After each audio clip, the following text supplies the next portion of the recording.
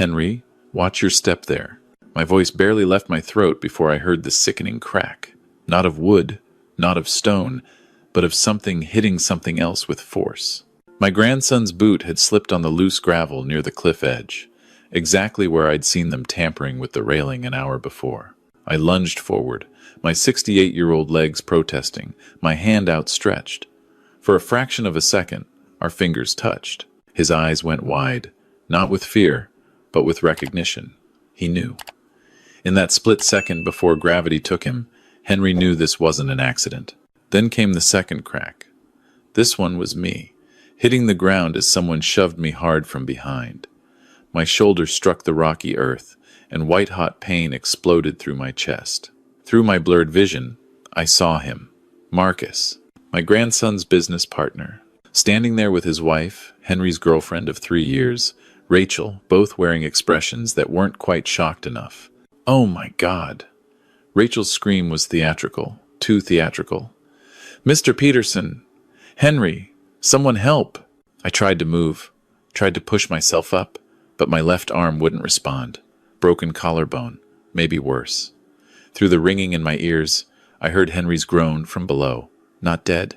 Not yet. The cliff wasn't sheer, about 40 feet of rocky slope dotted with scrub brush before it dropped another 30 to the ravine floor. He'd caught on something. "Call 911. I managed to rasp out. My chest felt like someone was standing on it. "No signal up here," Marcus said, already pulling out his phone with exaggerated concern. "I'll have to drive down to the main road. Rachel, you stay with Mr. Peterson." He met his wife's eyes. Something passed between them. A look I'd seen before, in Kandahar, when local contractors tried to sell us faulty equipment they knew would fail. The look of people who'd planned something and were watching it unfold exactly as expected. "I'll go with you," Rachel said quickly. "He might need immediate transport, and your truck is bigger." "No." I forced the word out through gritted teeth. "Stay, both of you. Mr. Peterson, you're hurt. We need to get help." Rachel crouched beside me, her hand on my good shoulder, pressing down just slightly, making it harder to breathe, making sure I couldn't move. "Then go," I wheezed. "Get help. Now." Marcus hesitated. They'd planned this for when we'd be alone, I realized. The two of them could claim Henry slipped. I tried to save him and fell too. And by the time anyone arrived, but with me conscious and watching, they couldn't finish whatever they'd started. 5 minutes, Marcus said. "I'll be back with help in 5 minutes. He took off at a run toward where we'd parked the trucks, a quarter-mile down the trail. Rachel stayed beside me, her face a mask of concern that didn't reach her eyes. "Just try to stay calm, Mr. Peterson. Help is coming, below us." I heard Henry groan again, still alive, still aware. I tried to calculate. The rocky slope had caught him maybe 30 feet down. If he could hold on, if he stayed conscious. "We should try to get to him," I said, testing her. "You're injured. We should wait for professionals. You could climb down. You're young, fit, and risk falling myself? Mr. Peterson, I know you're worried, but we have to be smart about this." Smart. That's what she thought they were being. Smart. They didn't know who they were dealing with. They saw a retired old man who'd spent the last decade restoring vintage cars and teaching Henry everything I knew about engines and metalwork. They saw someone who minded his own business, who didn't ask questions when Rachel insisted on being named beneficiary on Henry's new life insurance policy, who didn't make a fuss when the policy amount was raised to $2 million 6 months ago. They didn't know that before I restored cars, I'd restored order in places where order had broken down completely. They didn't know that the quiet old man who taught their victim mechanical skills had once been Lieutenant Colonel Thomas Peterson, United States Army Intelligence. They didn't know that the skills that made me good at finding IEDs and uncovering insurgent networks didn't simply evaporate when I retired. And they definitely didn't know about James. "Rachel," I said, my voice steadier now despite the pain. I'd been adjusting to it, compartmentalizing like I'd been trained to do. "How long have you and Marcus been planning this?" Her head snapped toward me. "Excuse me? The railing. I saw you two up here this morning, before Henry and I arrived. You loosened those bolts. And just now, Marcus pushed me. I felt his hand. You're confused. You hit your head. No, I didn't. Broke my collarbone and maybe some ribs, but my head is fine. You're sleeping with your boyfriend's business partner. The life insurance policy that names you as beneficiary even though you and Henry aren't married. The fact that you insisted on this hiking trip to my property despite Henry mentioning 3 times that he's afraid of heights. Her face had gone carefully blank. You're in shock. You don't know what you're saying. I know exactly what I'm saying. And I know Marcus isn't going for help. He's going to sit in his truck for 20 minutes, then come back and claim he couldn't get through. By then, Henry will have lost his grip and fallen the rest of the way. And I'll have gone into shock from my injuries and maybe won't remember the details clearly. That's the plan, isn't it? She stood up slowly.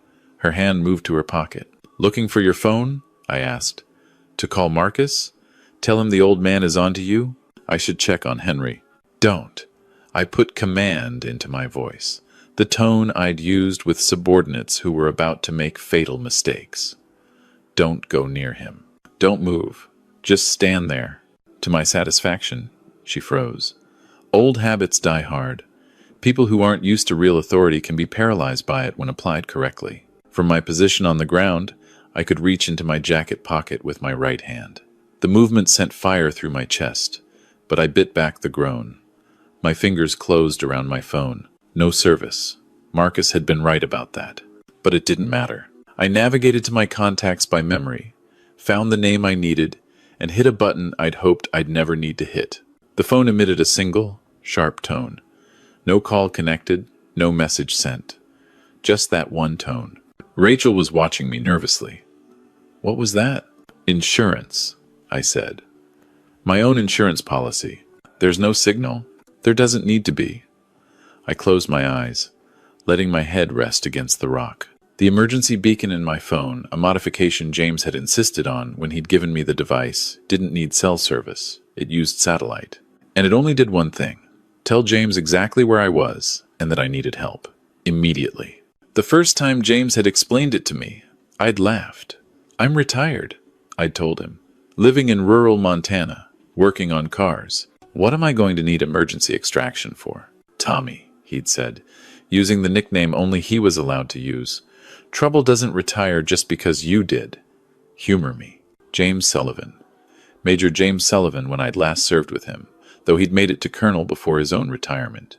Now he ran a private security consulting firm, which was a polite way of saying he fixed problems for people who had the money to pay and the sense to ask.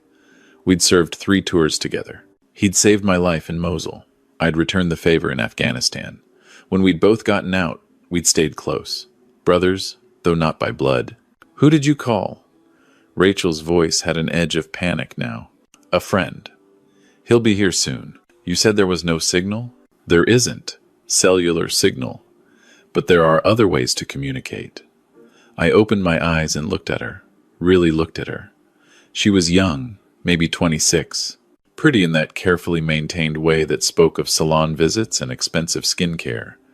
Henry had been so proud when he'd started dating her. My grandson really loved you, I said. You know that? Something flickered across her face. Guilt? Regret? It was gone too quickly to tell.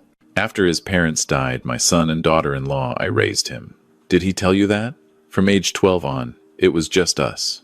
I taught him everything. How to change oil. How to rebuild an engine. How to weld. How to frame a house. I taught him how to be a good man. How to trust people. How to love openly. My voice cracked, and this time it wasn't from pain. And you used that. You saw a good man with skills and potential and a trusting heart, and you decided to kill him for insurance money. That's not we didn't. She was backing away now. Rachel. Henry's voice came from below, weak but conscious. Rachel, help me. My leg is caught. But I think I can pull free if...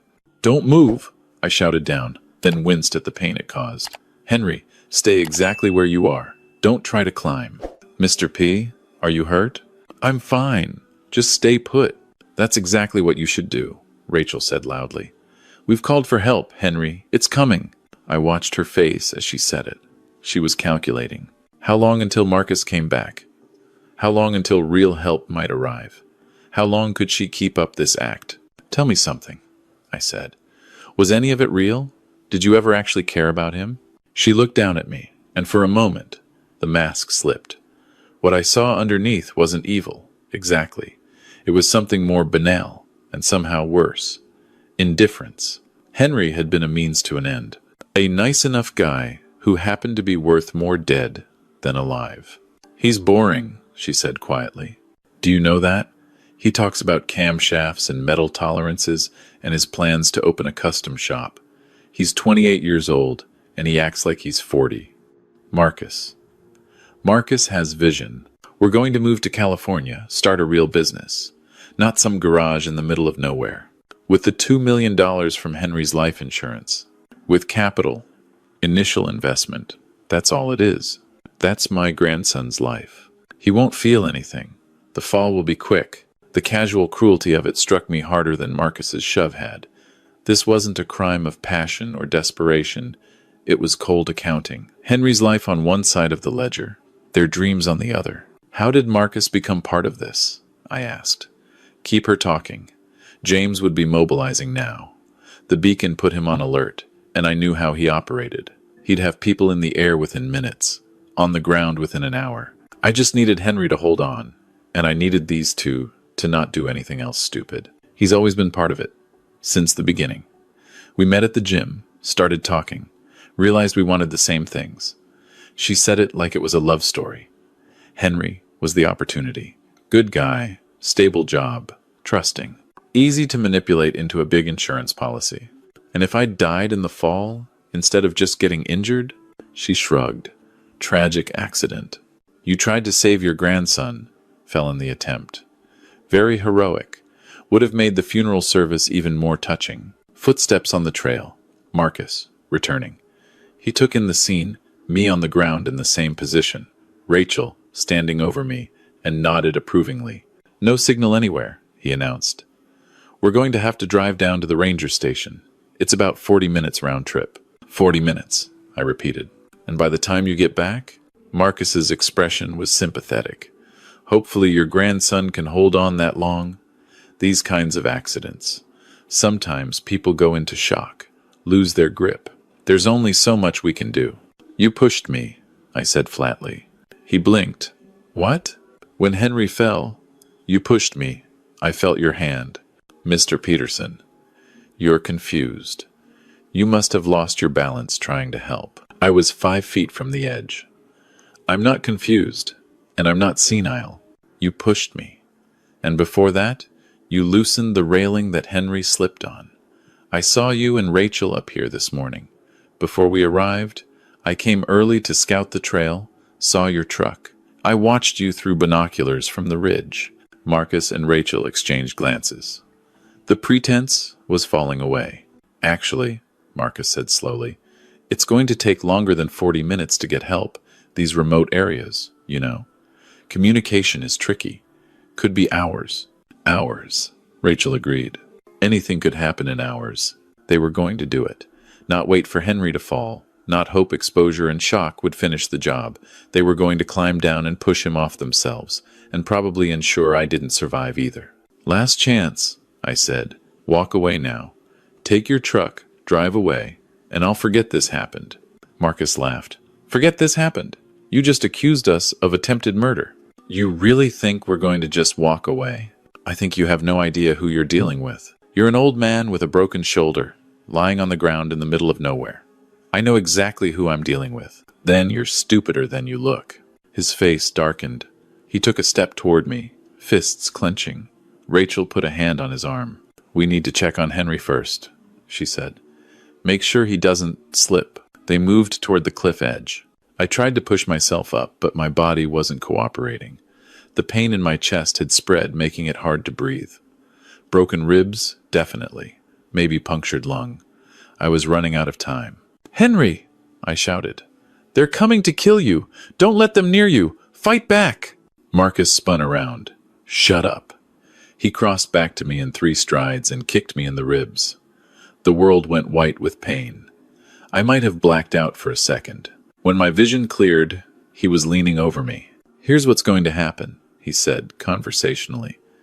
You're going to lie here quietly while Rachel and I check on poor Henry. We're going to try to help him, but tragically, he's going to lose his grip. Terrible accident. And you, well, you'll be too injured and in too much shock to stop us or to accurately remember what happened. By the time we get back with help, you'll be unconscious from your injuries. Traumatic memory loss. Very common in situations like this. Marcus, I wheezed. You're making a mistake. No, old man. You made the mistake. Should have minded your own business. Should have been happy we were taking your grandson off your hands. Now you're going to watch him die. And there's not a damn thing you can do about it. He straightened up, turned back toward the cliff. Rachel was already at the edge, looking down. Henry, she called sweetly. We're coming to help you, baby. Just hang on. From below. Rachel, thank God. I'm stuck. My leg is wedged between two rocks. If you can get a rope, we'll figure something out, she said. They were going to do it right in front of me, make me watch. And I couldn't stop them. My body had betrayed me, my strength gone. I'd spent decades learning how to fight, how to survive, how to overcome impossible odds. None of it mattered now. I was broken on the ground, helpless, while my grandson, the boy I'd raised, the man I'd shaped, my only family died within earshot. Unless I'd pressed the beacon, James knew. But James was probably hours away, even mobilizing at full speed. Too far, too late. But there was one more thing I could do. I still had my phone. No cell service, but that didn't matter. Before we'd left this morning, when I was in town picking up supplies, I'd done something I'd hoped would be unnecessary. James had taught me paranoia years ago. Always have a backup plan, he'd said. And a backup to the backup. While Marcus and Rachel had been at my house loading Henry's gear, I'd driven into town. I'd gone to the sheriff's office. I'd asked to speak to Deputy Miller, a young guy I'd known since he was in high school. I'd told him I was worried about the hiking trip, about Henry's girlfriend and her friend pushing for this remote location. I'd told him it was probably nothing, just an old man's paranoia. But would he mind checking on us around noon if he didn't hear from me? I'd played it off as concern about my own age and the difficult terrain. Deputy Miller had been understanding, patronizing even. Sure, Mr. Peterson. I'll swing by if I don't hear from you. No problem. It was 11:47 a.m. Now, in 13 minutes, if I hadn't checked in, Deputy Miller would start heading this way. But 13 minutes was too long. By then, Henry would be dead. My phone had no signal. But it had one more trick. Another modification, courtesy of James's persistent insistence on redundancy. A short-range emergency radio transmitter, powerful enough to reach any emergency responders within a few miles. I managed to pull the phone from my pocket again, navigated to the app, hit the button. A piercing alarm erupted from my phone. Not a ringtone, an emergency distress signal that would broadcast on all emergency channels.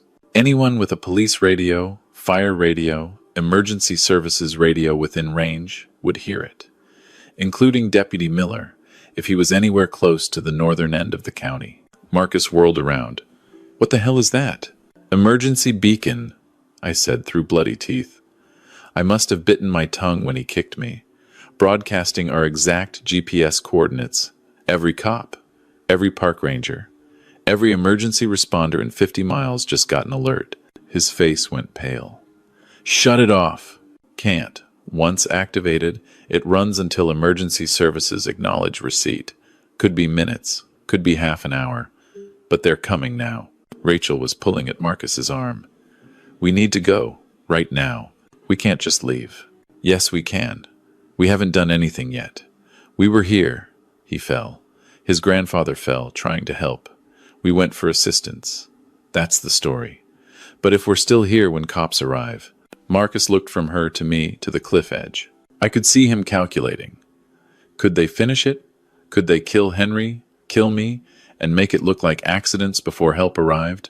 Or would they be caught in the act? The sound of an engine, distant but growing closer. A truck, moving fast on the access road. Shit! Marcus grabbed Rachel's hand. Come on! They ran. I heard their boots on the trail, heard them crashing through brush, as they took a shortcut toward where they'd parked. Heard their truck start up, rev high, peel out. Gone. I let my head fall back against the rock. Every breath was agony. But Henry was alive. The truck sound grew louder. Not Marcus and Rachel, this was coming from the other direction. Within 3 minutes, Deputy Miller's patrol truck came into view. Emergency lights flashing. He jumped out, radio already in hand. "Mr. Peterson, I got your distress signal. What happened?" "My grandson," I managed. "Over the cliff, caught on the rocks, still alive. Hurry." Miller was already calling it in. "More help coming. Fire and rescue, medical helicopter if needed." He grabbed a rope from his truck, secured it, started rappelling down before I could tell him the full story. 2 minutes later, "I've got him. He's alive. Legs trapped, but he's conscious." I closed my eyes, let myself drift. My job was done. Henry was safe. The rest would come. 3 hours later, I was in the hospital. Broken collarbone, 4 broken ribs, 1 cracked, possible punctured lung. They were keeping me for observation. Henry was 2 rooms down. Broken leg, fractured ankle, some cuts and bruises. But alive, conscious, safe. Deputy Miller had taken my statement. I'd told him everything. The loosened railing, Marcus pushing me, their plan, their admission. He'd put out a bolo on Marcus and Rachel. They'd been picked up at the state border, trying to flee to Idaho. And then, at 8 p.m., James walked in. He looked exactly as I remembered from 6 months ago when I'd last seen him. 52 years old, built like he could still pass ranger school, gray creeping into his close-cropped hair. He wore jeans and a leather jacket, but he moved like he was still in uniform. "Tommy," he said, pulling up a chair. "You pressed the button." "Yeah." "You okay?" "I will be." "Your grandson?" "Alive." "Thanks to Deputy Miller getting there fast." James nodded. "I had a helicopter in the air 40 minutes after you hit the beacon. By the time we landed, the local cops had the scene secured. I spoke with the deputy. Good kid. Quick thinking. You didn't need to come." "Yes, I did. You hit the button. That means you needed me." He leaned forward. "Tell me what happened." I did. All of it. The insurance policy I'd discovered when doing Henry's taxes. The suspicions I'd had about Rachel and Marcus. The way I'd gone to check on them this morning and seen them tampering with the railing. How I'd set up the backup plan with Deputy Miller, just in case. "You knew," James said when I finished. "Before you went up there, you knew they might try something." I suspected, wasn't sure. But when you've spent as many years as I have reading people, looking for deception, you develop instincts. Rachel was too interested in Henry's finances. Marcus was around too much for just a business partner. And that insurance policy, no way. A 28-year-old mechanic needs $2 million in coverage, not with his girlfriend as beneficiary when they're not even married. So, you set a trap. I set up safety nets. There's a difference. I hoped I was wrong. But if I wasn't, I wanted to make sure someone knew where we were and would come looking if things went wrong. James was quiet for a moment. Then, "You want them taken care of?" I knew what he meant. James's company didn't just do consulting. They did 2 other things. For the right price, for the right reasons, they fixed problems that couldn't be fixed through official channels. "No," I said. "This one goes through the system. Deputy Miller has their confession on his body cam. They'll go to prison." "You sure?" "They tried to kill your grandson. They tried to kill you, I'm sure. They're stupid and cruel, but they're not professionals. They'll crack an interrogation. They'll turn on each other. The system will handle them." James nodded slowly. "You're a better man than me." "No. Just an old man who wants his grandson to see justice done the right way. To see that the world isn't all darkness, that there are rules and they matter." I shifted in the bed, wincing at the pain. I've done things the other way. We both have. I don't want Henry growing up knowing that's the only way. He's 28. He's already grown up. He's 28 with a broken heart and a broken leg, learning that someone he loved tried to kill him for money. He's going to need help getting past that. He's going to need to see that good still wins, that justice still matters. I can't give him that if I'm doing things the dark way. James smiled faintly. When did you get so philosophical? Around the time I started raising a teenager. Changes your perspective. There was a knock at the door. A nurse stuck her head in. Mr. Peterson, your grandson is asking for you. Can I see him? We'll wheel you down. You shouldn't walk yet. 10 minutes later, I was sitting next to Henry's bed. His leg was in a cast, elevated. His face was pale, scratched, and bruised, but his eyes were clear. Mr. P, he said. His voice cracked. Rachel and Marcus. I know. The deputy told you? Yeah. I can't believe. I believed you when you shouted down to me, but hearing them admit it to the cops. He trailed off, staring at the ceiling. She was going to kill me. For insurance money. Like I was just a thing. Not a person. Not someone she'd lived with for 3 years. I'm sorry, Henry. Don't be sorry. You saved my life. If you hadn't been suspicious, if you hadn't set up that backup plan with Deputy Miller. He looked at me. How did you know? I didn't know. I suspected. And I learned a long time ago to trust my instincts and plan for worst-case scenarios. From the Army. Yeah, from the Army, Mr. P. There's something I don't understand. When I was on that cliff, I heard you shouting, and then I heard Rachel and Marcus talking. They were talking about killing me, about how long it would take help to arrive. But then suddenly they ran away. What happened? I activated an emergency beacon, and an old friend of mine taught me to always have multiple backups. Deputy Miller was already on his way when the beacon went off. Marcus and Rachel realized they were out of time. You planned for this. All of this. I planned for the possibility. He was quiet for a long moment. Then, who are you? I know you're my grandfather. I know you served in the Army. But there's more, isn't there? The emergency beacon, the backup plans, the way you stayed calm when you were injured and they were going to kill you. That's not normal. I'd known this conversation would come eventually. I'd hoped it would be later, under better circumstances. But Henry was owed the truth. Before I retired and started restoring cars, I was in Army intelligence, I said. I did things I can't talk about in places you've heard of on the news. I learned how to read people, how to spot threats, how to plan for contingencies. When I got out and your parents died, I tried to leave all that behind. I wanted to be just a normal grandfather, teaching you normal things like how to rebuild an engine. But you couldn't leave it all behind. No. Some skills stick with you. Some instincts never go away. When I started getting suspicious about Rachel, I couldn't just ignore it. I had to investigate. And when the evidence pointed to something bad, I had to prepare. You have a friend who can send helicopters. I have a friend who runs a security consulting company, James. He and I served together. When I pressed that emergency beacon, he mobilized his team. They were on their way to help, but Deputy Miller got there first. Henry processed this. I could see him fitting pieces together, reassessing memories.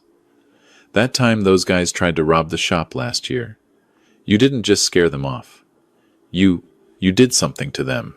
I came back from the supply run, and they were on the ground, crying, begging to leave. And you just said you'd talk to them. But that's not what happened, is it? They pulled a gun on me. I disarmed them, that's all. Both of them? 2 guys with guns, and you at 68 years old disarmed both of them? I'm 68, not dead. And they were amateurs. I reached over with my good hand and gripped his. Henry, I need you to understand something.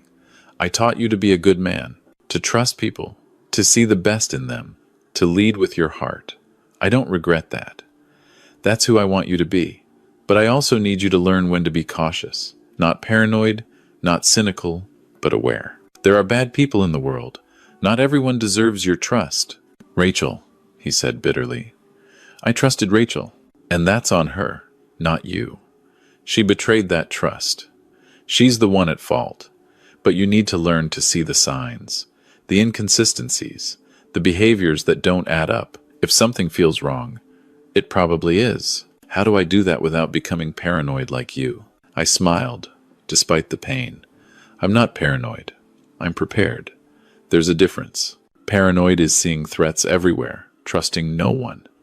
Prepared is understanding that threats exist and having plans in place for for the worst-case scenario while still living your life normally. Is that what you've been doing? Living normally while secretly being prepared? Yeah, that's exactly what I've been doing. He squeezed my hand. Thank you for being prepared. Thank you for saving my life. You're welcome. But Henry, you need to know this isn't over. There's going to be a trial. You're going to have to testify, face Rachel in court. It's going to be hard. I can do it. I know you can. And I'll be there with you every step of the way. 6 months later, I stood in the back of the courtroom as the jury foreman read the verdict. Marcus Turner and Rachel Westbrook, guilty on all counts. Attempted murder, insurance fraud, conspiracy. Between them, they were looking at 40 to 60 years. Henry sat in the front row, his leg now healed, his face impassive. He'd testified for 2 days, calmly detailing the relationship, the insurance policy, the hike. When Rachel's defense attorney tried to imply he'd somehow been complicit or unaware, Henry had shut him down with facts and timelines that left no room for doubt. My boy had learned. He'd learned to see clearly, to think strategically, to trust but verify. He'd kept the good heart I'd cultivated in him, but he'd added steel to it, exactly what I'd hoped for. After the sentencing, we walked out of the courthouse together. James was waiting by his car. He'd testified too, about the emergency beacon, about my military background, about why my paranoia wasn't paranoia but earned caution. Buy you boys a drink? James asked. Yeah, I said. I think we've earned it. At the bar, James raised his glass. To preparation. To survival, Henry added. To family, I finished. We drank. Later, after James had left and it was just Henry and me, he asked the question I'd been expecting. Are you going to teach me? He said. The other stuff. The intelligence work, the threat assessment, the self-defense, all of it. Why would you want to learn that? Because twice now, I've needed it.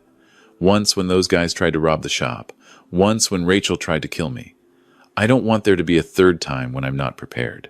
And he paused, choosing his words carefully because it's part of you. You taught me engines and metalwork and how to run a business. But there's this whole other part of you that I never knew about. I want to know all of you. I want to learn everything you know. I studied my grandson, 29 now, matured by trauma, but not broken by it. Still fundamentally good, but no longer naively trusting. The exact balance I'd hoped to strike. Okay, I said, but we do it my way. You don't become paranoid. You don't become cynical. You learn the skills, but you keep the heart. Deal? Deal. Then we start tomorrow. James has agreed to help. We'll teach you properly. But Henry, promise me something. What? Use these skills to protect, not to punish. Use them to save people, not to hurt them.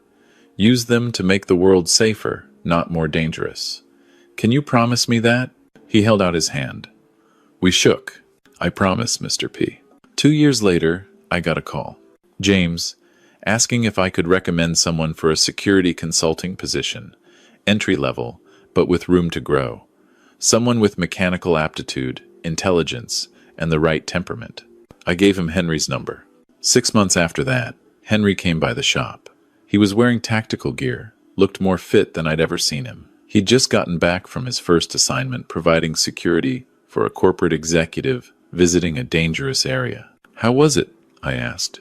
Intense, but good. I spotted 2 potential threats before they developed. Redirected the client both times. No incidents, no problems. That's the job. Prevention over reaction. Yeah, he paused. Mr. P, I've been thinking about what happened with Rachel and Marcus, about how you prepared, how you saved us both, and I realized something. What's that? You didn't just save my life that day on the cliff. You saved it years before, by teaching me to be the kind of person worth saving, by showing me what it means to be a good man who's also a strong man, by being paranoid enough to see the threat, but restrained enough to let the law handle it. I felt my throat tighten. You turned out pretty damn good, kid. I had a good teacher. He smiled. So when are you going to let me teach you about modern engines? All this electric vehicle stuff you're so suspicious of? I'm not suspicious. I'm skeptical. There's a difference. Sounds like paranoia to me. Sounds like preparation. We both laughed. Outside, The Montana sunset painted the mountains gold and purple. The shop was quiet, peaceful, but underneath that peace, I knew, was steel. Preparation, the knowledge that if threats came again, we'd be ready. Not paranoid, prepared. And there's all the difference in the world between those two things.